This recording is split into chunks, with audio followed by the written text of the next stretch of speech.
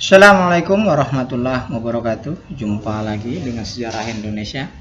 Hari ini kita akan membahas tentang pemerintahan pada masa Megawati Soekarno Putri.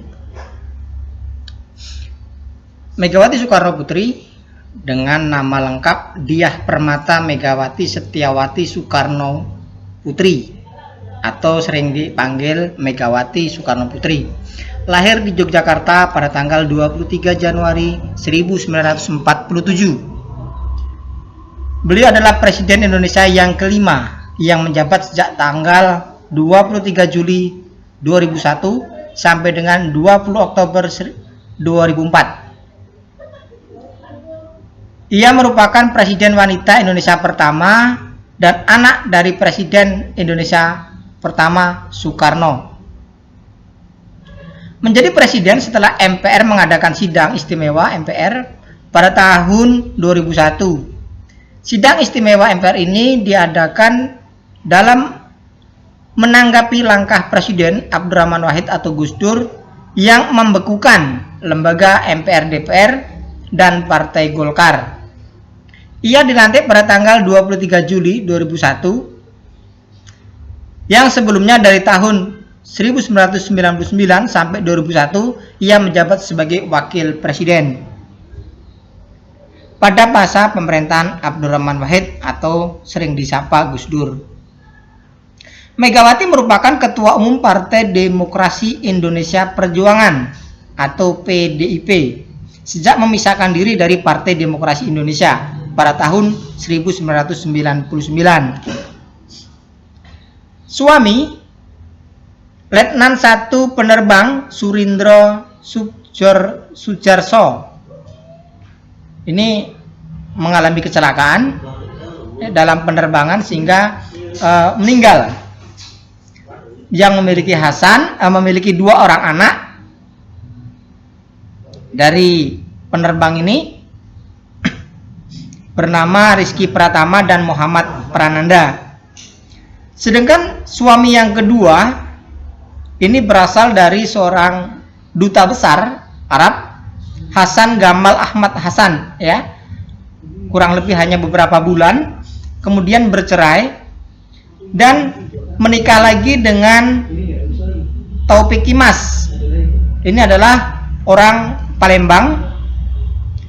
Dengan Taufik Kimas ini dikaruniai seorang putri yang bernama Puan Maharani. Jadi total anak daripada Megawati itu ada 3. Dari suami yang pertama ada 2 dan suami yang terakhir ada 1, Puan Maharani, yang saat ini menjabat sebagai ketua DPR. Inilah foto-foto dengan ketiga suami Megawati. Pendidikan dan karir. Megawati mengikuti pendidikan SD perguruan di Cikini, Jakarta tahun 54 sampai 59. SLTP perguruan Cikini dari tahun 60 sampai 62. SLTA perguruan di Cikini tahun 63 sampai 65. Sedangkan dia masuk Fakultas Pertanian di Universitas Pajajaran, Bandung, tahun 65 sampai dengan 67. Jadi hanya 2 tahun tidak selesai. Terus masuk Fakultas Psikologi di Universitas Indonesia Jakarta, tahun 70 sampai tahun 72. Hanya 2 tahun juga mengambil psikologi ini, tapi juga tidak selesai. Itulah pendidikan dari Megawati. Karirnya anggota Gerakan Mahasiswa Nasional Indonesia Bandung, anggota DPR RI, anggota fraksi PDI Komisi 4, ketua DPC PDI Jakarta Pusat, fraksi PDI DPR RI, ketua umum PDI versi Kongres Luar Biasa, terus PDI yang dipimpinnya berganti nama PDI Perjuangan, Presiden Republik Indonesia. Kebijakan-kebijakan. Yang pertama adalah kebijakan ekonomi. Memutus hubungan kerja dengan IMF. Melakukan restrukturisasi dan reformasi sektor keuangan dengan melakukan pembaruan ketentuan perundang-undangan, meningkatkan pendapatan melalui pajak, cukai, kepabeanan, menciptakan situasi kondusif bagi investor, meningkatkan kegiatan ekspor, mendukung kemajuan usaha kecil dan menengah, kerjasama ekonomi dan politik juga dilakukan di luar blok Amerika Serikat dan sekutunya, seperti kerjasama pembelian pesawat Sukhoi dengan Rusia dan kerjasama perdagangan dengan Cina.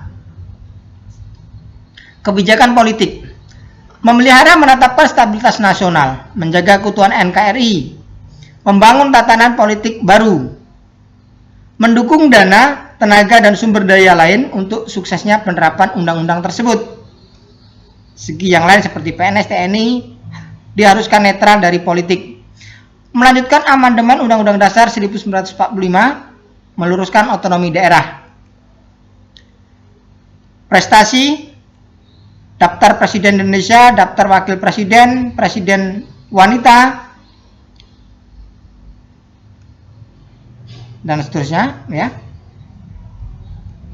Keberhasilan Megawati: menstabilkan fundamen ekonomi makro meliputi inflasi dan seterusnya, mulai melakukan pemberantasan KKN diantaranya dengan keberanian menusakambangkan dan memenjarakan kroni dari Soeharto, termasuk Tommy Soeharto, Bob Hasan, dan lain-lain. Termasuk berhasil menyehatkan perbankan nasional yang mengalami krisis tahun 98. Indonesia berhasil keluar dari IMF. Terus mendirikan Lembaga Pemberantasan Korupsi atau KPK. Menghentikan aktivitas pertambangan di Freeport di Papua. Menghentikan kontrak Pertamina minyak Caltex di Blok Natuna, Kepulauan. Menghentikan kontrak pertambangan migas Caltex di Riau.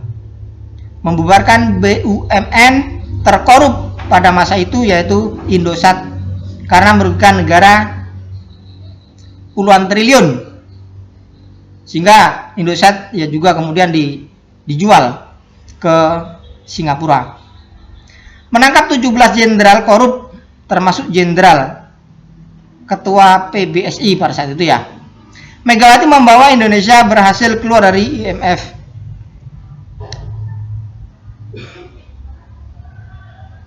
Ini ya, mendirikan Akademi Intelijen yang pertama di Indonesia. Melakukan pembangunan infrastruktur, mengembalikan proporsi pendapatan gas arun dan sebagainya. Kegagalan Megawati: kurangnya pemahaman dalam bidang ekonomi sehingga keputusan yang diambil tidak berpihak kepada rakyat. Terdapat kepentingan ekonomi dan politik di belakang pemerintahannya. Dianggap gagal melaksanakan agenda reformasi dan tidak mampu mengatasi krisis bangsa. Pada masanya Megawati melakukan kebijakan menjual aset-aset negara seperti Telkom, sehingga kepemilikan sebagian jatuh ke tangan asing. Jadi orang-orang Indonesia hanya mengambil saham sekitar 30-an%. Lepasnya Pulau Sipadan dan Ligatan, ya. Lepasnya Pulau Ligitan dan Sipadan merupakan salah satu kegagalan yang sangat besar dari pemerintahan Megawati. Peristiwa-peristiwa penting pada masa pemerintahan Megawati. Tentang peristiwa penting pada masa pemerintahan Megawati, adanya bom Bali tahun 2002, ada bom Bali 1, serangkaian peristiwa pengeboman yang terjadi pada malam hari. 2 diledakan terjadi di Padik Pub ya dan Sari Club di Jalan Legian, Kuta Bali. Ledakan terakhir terjadi di dekat kantor konsulat Amerika Serikat. Walaupun jaraknya cukup berjauhan, rangkaian pengeboman ini merupakan pengeboman pertama yang kemudian disusul oleh pengeboman dalam skala yang jauh lebih kecil yang juga bertempat di Bali pada tahun 2005.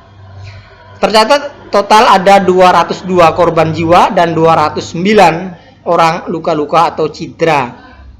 Kebanyakan korban merupakan wisatawan asing yang sedang berkunjung ke lokasi yang merupakan tempat wisata tersebut.